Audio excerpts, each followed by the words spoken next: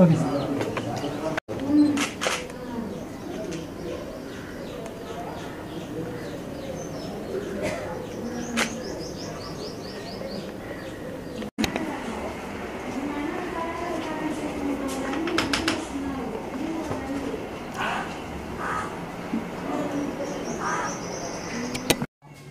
చిన్న బాబండి, పాలు తాగుతాడు, తల్లి కోసం వెతుక్కుంటున్నాడండి.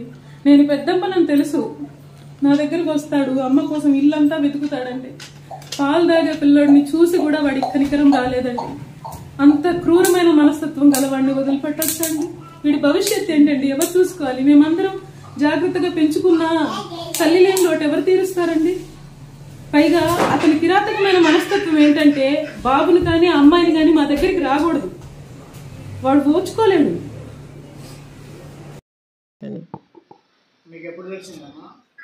మాకు అక్కడ అదే ఆ రోజు నైట్ తెలిసింది. 1 గంటకు ఫోన్ చేశారు, మా అమ్మాయికి చేశారంట. మాకు చేసి చెప్పారు.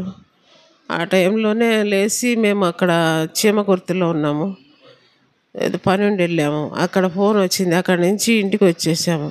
ఇంటికి 4 గంటలకు వచ్చేసాము గొట్లగట్టుకి.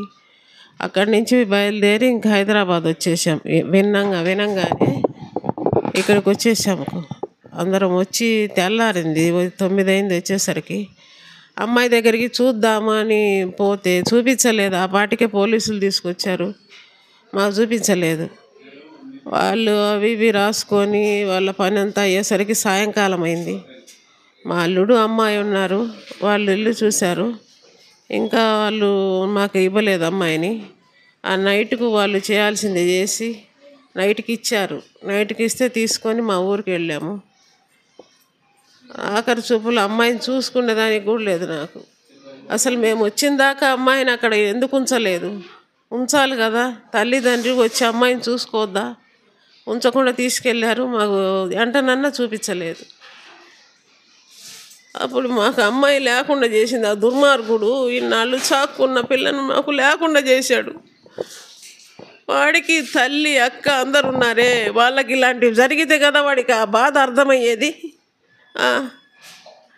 ఎవరో పిల్లని చేస్తారా? అభిమానాలు ఉండవా? భార్యనే.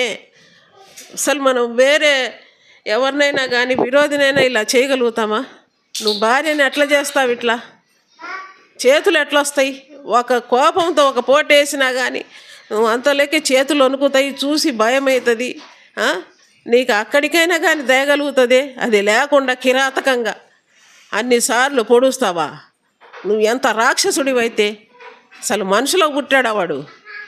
మేము ఈ దగ్గరలో సంబంధము, అమ్మాయికి ఇబ్బంది ఉండదు, ఎక్కడో దూరంగా చేస్తే ఇబ్బందులు పడుతుందని చెప్పి దగ్గరలో చూసి చేశాము. చేసినా వాళ్ళు ఇట్లాంటి రాక్షసులని తెలియదు. ఆ తల్లి